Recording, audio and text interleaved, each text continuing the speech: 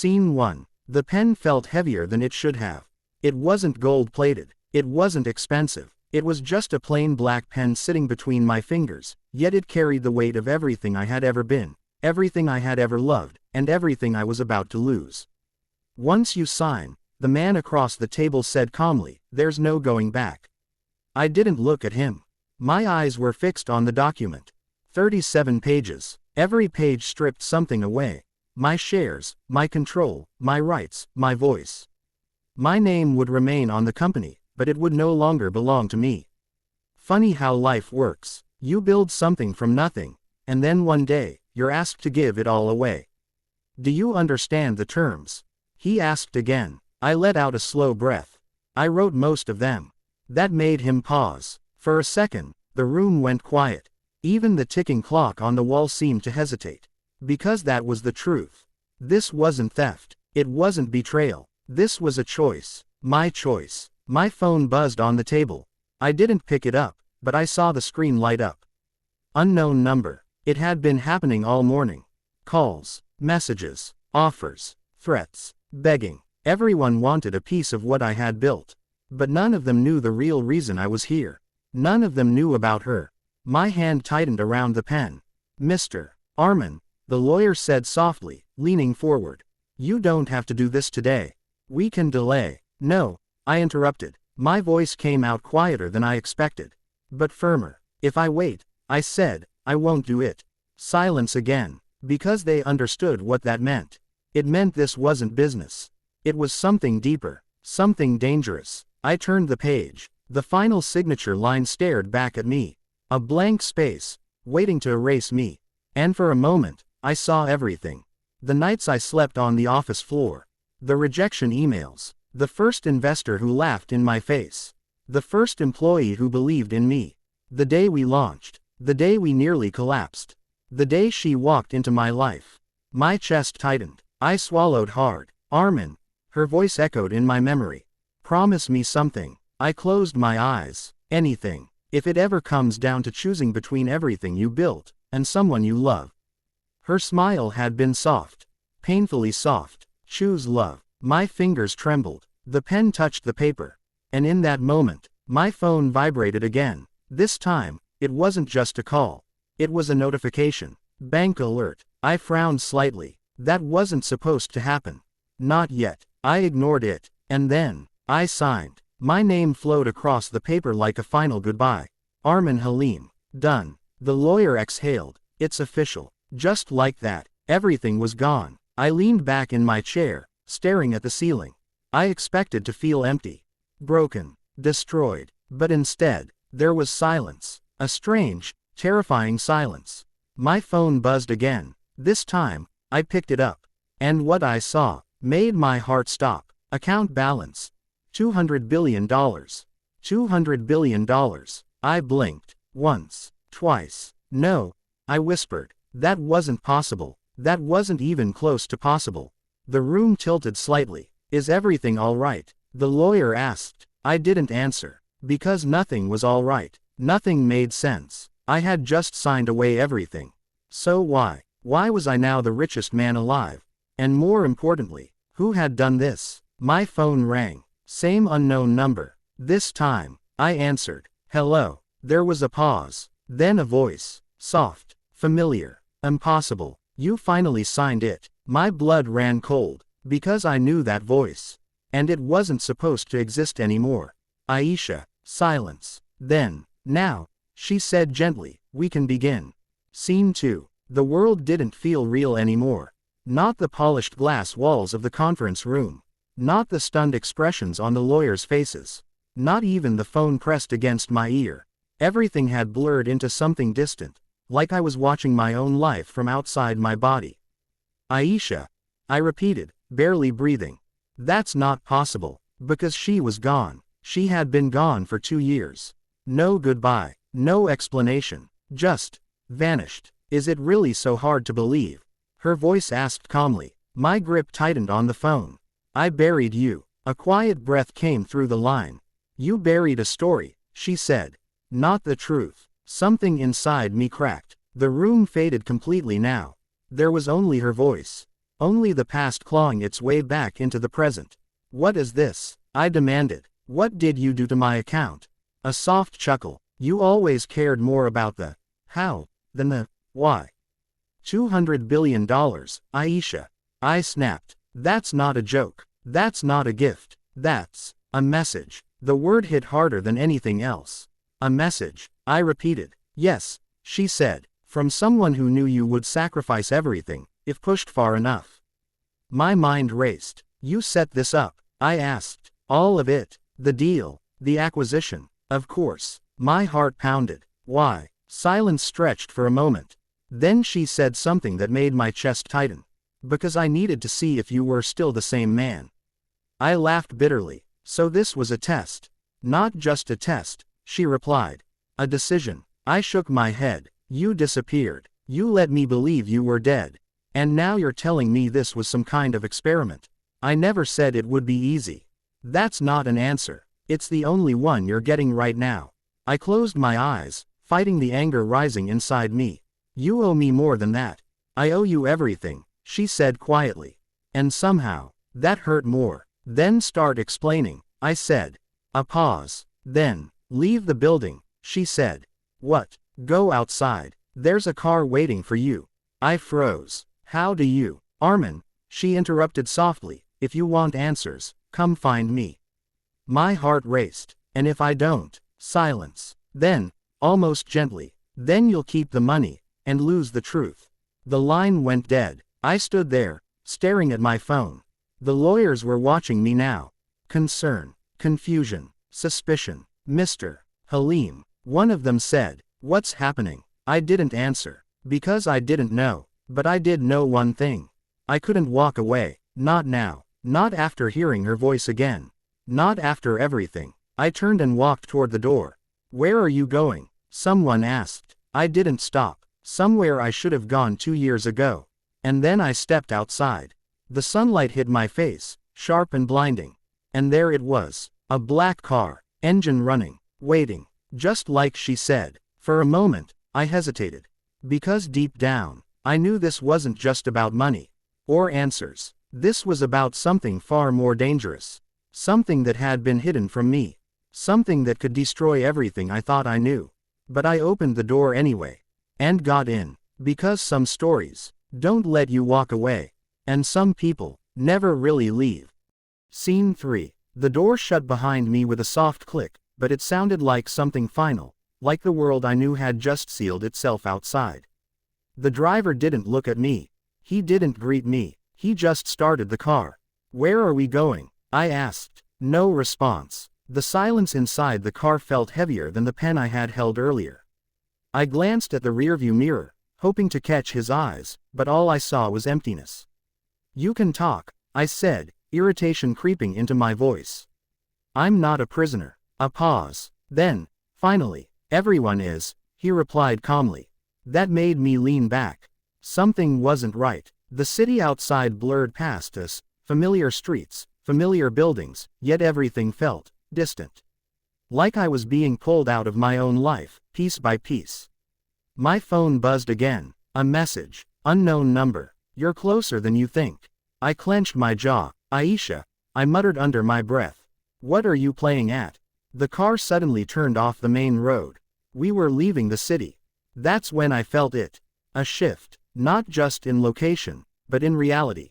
Stop the car, I said firmly. The driver didn't. I said stop the car. Still nothing. My heart rate spiked. Stop the car now. The brakes slammed. The car jerked to a halt on an empty road surrounded by dry land and silence. I grabbed the door handle. Locked. Of course. I turned sharply. Open it. The driver slowly looked at me for the first time. His eyes were calm. Too calm. You already chose this, he said. Before I could react, a soft hiss filled the car. My eyes widened. Gas. No. The world tilted. My vision blurred. I tried to move, but my body felt heavy, unresponsive. The last thing I saw was the driver watching me, without emotion. And then, darkness. I woke up to light. Blinding white light. My head throbbed. My body felt weak, like I had been asleep for days. Welcome back. Her voice. I froze. Slowly, I turned my head. And there she was, standing a few feet away. Exactly the same. Same eyes. Same calm expression. Same presence that once made the world feel smaller and safer at the same time. Aisha, I whispered. She didn't smile. She just watched me. You look disappointed, she said softly. I buried you, I replied, my voice breaking. I stood at your grave. And yet, she said, stepping closer, here I am. I sat up slowly, my mind racing. This isn't real. It is. No. I shook my head.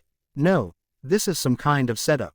A trick. A hallucination. She reached out and touched my hand. Warm. Real. My breath caught. You always needed proof, she said quietly.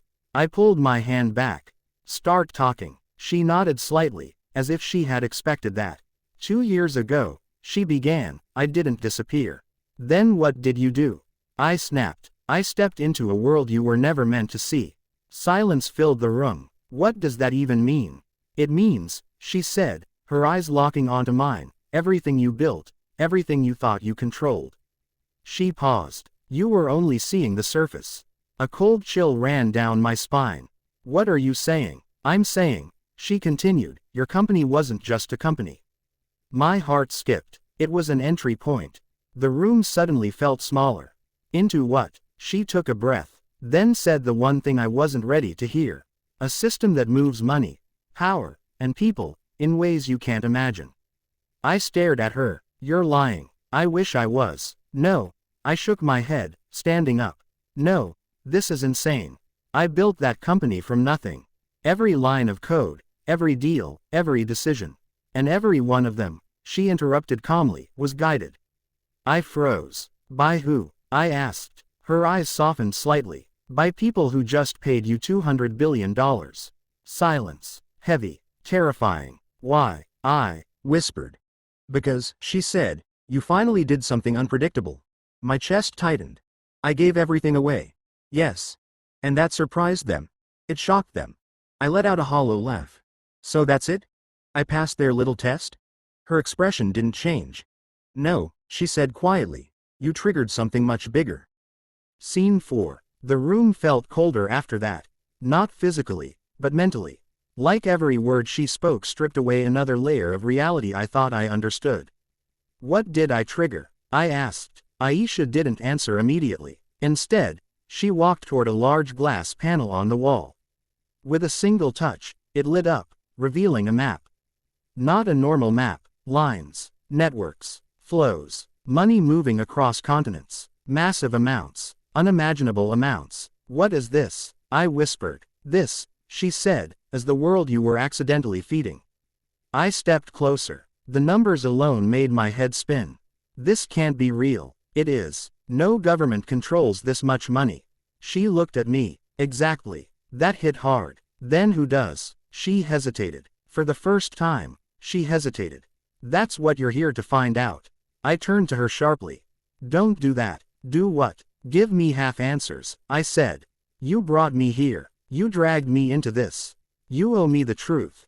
Her eyes softened again. I'm trying to protect you. From what? She stepped closer. From understanding too fast. I clenched my fists. I'm not a child. I know, she said gently. That's why you're dangerous. Silence. What does that mean? It means, she said, you're the first person who walked away from power, without being forced. I frowned. And that makes you unpredictable. I let out a slow breath.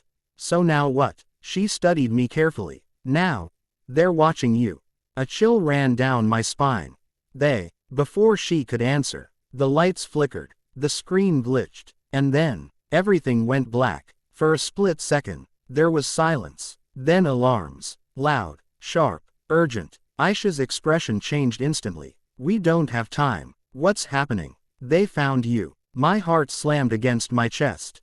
Who? She grabbed my arm. Move. We ran. Through a corridor I hadn't noticed before. Metal walls. No windows. Just long, endless passageways. This place. What is it? I asked as we ran. A temporary safe point, she replied. Not safe anymore. Behind us. A loud crash. Like something had broken through. They're here, she said under her breath. Who are they? She stopped suddenly, turned to me, her eyes filled with something I hadn't seen before. Fear. They're the ones who don't lose. And then, footsteps. Heavy, fast, coming closer. Aisha pushed me toward a door. Go. I'm not leaving you. You're not, she said quickly. You're surviving. The door slid open. Bright light spilled in. Armin, she said, her voice softer now, urgent but emotional. If you trust me, don't look back. I hesitated, just for a second, and that was enough, because the footsteps were right behind us now, and whatever was coming didn't sound human. Scene 5. I ran, not because I understood what was happening, but because something deep inside me knew I didn't have a choice anymore. The light swallowed me as I crossed through the door, and for a moment, everything went white again, just like before.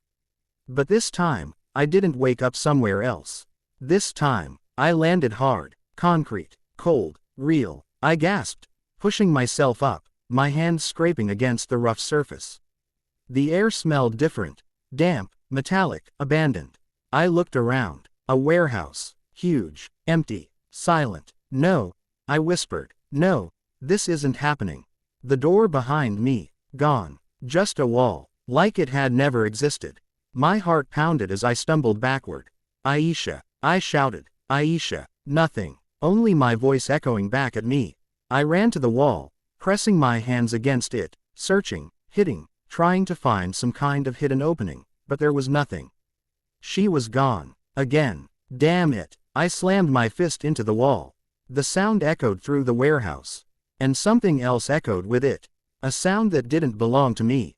A faint, mechanical hum. I froze. Slowly, I turned. Across the vast empty space. A single screen flickered to life. Old, dusty, out of place, but glowing, like it had been waiting for me. I hesitated. Every instinct told me to walk away. But I didn't, because if there was one thing I had learned, it was that nothing in this nightmare was random. I walked toward it, each step heavy, careful. The screen buzzed softly, lines of static dancing across it before settling into a clear image. And then, I saw myself. My breath caught. It was a video. Me, sitting in my office. From 3 years ago, before everything changed, before Aisha, before the company exploded into success. What is this? I whispered. The version of me on the screen looked tired. Younger. Desperate. He was talking. I leaned closer. If you're watching this, the video me said, then it worked. My heart stopped. What? I don't have much time, he continued. They're already watching me. Watching us. I shook my head slowly. No, this isn't real. I know you won't believe this, he said, almost like he could hear me, but everything you think you built was never yours. My knees felt weak. You're part of something much bigger. Something hidden. Something dangerous. The screen flickered. You're going to meet her soon. A pause. And then, Aisha. My chest tightened. She's not who you think she is. But she's the only one who can help you break this. Break this. Break what? If you want to survive, the video me said, leaning closer, his eyes filled with urgency, you have to do one thing. I held my breath. Give everything away. Silence. The screen glitched violently, because the moment you let go, static filled the room, is the moment they lose control. The video cut out. Darkness. Only the hum of the empty warehouse remained. I stood there, frozen. Because suddenly, everything made sense. And nothing did. I knew. I whispered. I knew this would happen. My reflection stared back at me from the black screen. But it didn't feel like me anymore. It felt like someone else. Someone who had already walked this path. Someone who had set this in motion long before I realized it. A slow clap echoed behind me. I spun around, and my blood ran cold. Because this time, it wasn't Aisha. It was a man, tall, calm, smiling, like he had been waiting. Impressive, he said. You followed the script perfectly. My fists clenched. Who are you? He stepped forward. Someone who owns the ending. Scene 6. The man didn't rush, didn't threaten, didn't even look dangerous. And somehow, that made him the most dangerous thing I had seen so far. You're confused, he said calmly. That's an understatement, I replied. He smiled slightly. Good. Confusion means you're starting to see. See what? I snapped. That this was never about money. I let out a bitter laugh. Then what? Power. Control. He corrected. Silence. What do you want from me? I asked. He tilted his head. Want. A small chuckle escaped him. You already gave us everything. My jaw tightened. Then why am I here? Because, he said, stepping closer, you're the only one who broke the pattern. I frowned. What pattern? Everyone, he said, chooses power when it's offered. His eyes locked onto mine. But you gave it up. I didn't respond, because I didn't know what to say. That makes you a problem, he continued. Then why not just kill me? I asked bluntly. His smile widened slightly. We tried. A chill ran down my spine. Tried, he nodded. But you're persistent. Images flashed in my mind. Close calls, accidents, moments I had brushed off as luck. They weren't luck. They were attempts. You've been watching me this whole time, I said. Of course. Then you know I won't play your game. He leaned closer. That's exactly why you already are. Before I could react, the warehouse lights flickered again. And suddenly, the walls weren't empty anymore. Screens. Hundreds of them, all turning on at once. My breath caught. Every screen showed something different. Wars. Markets crashing. Governments shifting. People rising. People falling. And in every single one, money. Moving. Flowing. Controlled. This, the man said, spreading his arms slightly, is the real world. I stared at the chaos. You control all of this. He shook his head. No. Then who does? He looked at me. You're starting to. My heart stopped. What? 200 billion, he said. Do you really think that was a reward? I felt my chest tighten. It was a transfer. Silence. A position, he continued. A seat. My mind raced. No. I didn't agree to that. You did, he said calmly. The moment you signed everything away. My hands trembled. What does that mean? It means, he said, his voice dropping slightly, you're no longer outside the system. A pause. You are the system. Scene 7. No. The word came out instinctively. Sharp. Immediate. Rejecting everything he just said. I didn't sign up for this, I added, stepping back. You didn't need to, he replied calmly. Then I don't accept it. His smile faded slightly. That's not how this works. Then explain how it does work. I shouted. For the first time, his expression changed. Not anger. Not frustration. Something else. Something colder. It works, he said slowly, because people like you exist. I froze. People who believe they're different, he continued. Better. More moral. I never said that. You didn't have to. Silence. You gave everything away, he said. Not because you're selfless. A step closer. But because you needed to prove something. My chest tightened. That's not true, isn't it? He asked softly. His words hit deeper than they should have. Because a part of me knew he wasn't entirely wrong. You wanted to be the exception, he said. The one who chooses love over power. Aisha's face flashed in my mind. Her voice. Her promise. Choose love. I did, I said quietly. And where is she now? He asked. Silence. Painful silence. Because I didn't know. Because she was gone. Again. You see, he whispered. You didn't escape the system. Another step closer. You proved it works. My fists clenched. No, I said, shaking my head. You're wrong. He raised an eyebrow. Then prove it. I looked at him. What? Break it, he said. A challenge, a trap, or both. How? I asked. He smiled again. That's the question. The screens behind him flickered.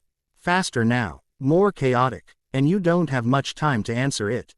My heart raced. Why? His smile slowly faded. Because she couldn't. Everything inside me froze. What did you just say? He looked at me, and for the first time, there was no smile. She failed. The world went silent. No. And now, he continued quietly, she's gone. My chest felt like it was collapsing. No, you're lying. I don't lie, he said. And somehow, that hurt the most. Scene 8. No. The word broke out of me like something alive, something desperate and unwilling to accept reality. No, she's not gone. But my voice, it didn't carry strength anymore. It carried fear. The kind of fear that sinks into your bones when the truth is too close. You're wrong, I said again, softer this time. The man didn't argue, didn't push. He just watched me, and that silence, it was worse than anything he could have said. Where is she? I demanded, my voice cracking. If she's not here, then where is she? He took a slow breath. Then, for the first time, he pointed. Behind me. I turned slowly, and there, at the far end of the warehouse, a door, different from the others, old, faded, almost invisible, but now I saw it. And somehow, I knew. She made one last choice, the man said quietly behind me. My heart pounded as I walked toward the door, each step heavier than the last. What kind of choice? I asked. The same one you did, he replied. My hand reached the handle. Cold, real. Then why isn't she here? I whispered. Silence. And then, because she didn't survive it. My chest tightened violently. I shook my head. No, but my hand was already turning the handle. The door creaked open, slowly, like it didn't want to reveal what was inside. And when it did, time stopped. The room was small, simple, quiet, a single chair in the center. And on it, a device, strange, familiar, connected to wires. And beside it, a screen, still on, still running. My breath trembled as I stepped closer. What is this? I whispered. The man's voice came softly from behind me. The exit. I stared at the device. And her. Silence. Then, she used it. My knees felt weak. And it worked. Hope. For a split second. Hope. But then, she broke the system, he continued. My heart stopped again. And the system broke her. Tears filled my eyes before I even realized it. No. I stepped closer to the chair. There was something on it. A small object. I picked it up. A ring. Her ring. My hand trembled violently. She knew, the man said quietly, that you would come here. My vision blurred. She left that for you. I clenched the ring in my hand. She said. He paused. My heart barely held itself together. You would understand. I let out a broken laugh. I don't understand anything. Yes, you do, he said softly. My eyes moved back to the device. The wires. The screen. The exit. She gave you a choice, he continued. The same one she had. I stared at it. Stay, he said. Keep the power. Control everything. A pause. Or. My grip tightened around the ring. Leave. Silence filled the room. Heavy. Final. And if I leave? I asked quietly. His answer came without hesitation. You lose everything. My chest rose slowly. And if I stay? He looked at me. You lose yourself. The words echoed. Deep. Painful. Real. I looked down at the ring in my hand. A tear fell onto it. She chose love. She always did. Even at the end. I closed my eyes. Took a breath. And then, I sat in the chair. The man didn't stop me. Didn't speak. Because he already knew. I placed the ring in my pocket. And reached for the device. Armin. Her voice echoed faintly in my memory. Choose love. My fingers pressed the activation. The machine hummed. The world began to distort. The screens outside flickered wildly. The system. Breaking. For a brief moment, I felt everything. The money. The power. The control. Slipping away. And then, nothing. Silence. Peace. Far away, in a quiet place untouched by systems or control, a man opened his eyes. No money. No power. No past. Just a simple breath. And in his hand, a ring. He smiled softly. Because somehow, even after losing everything, he had finally found her.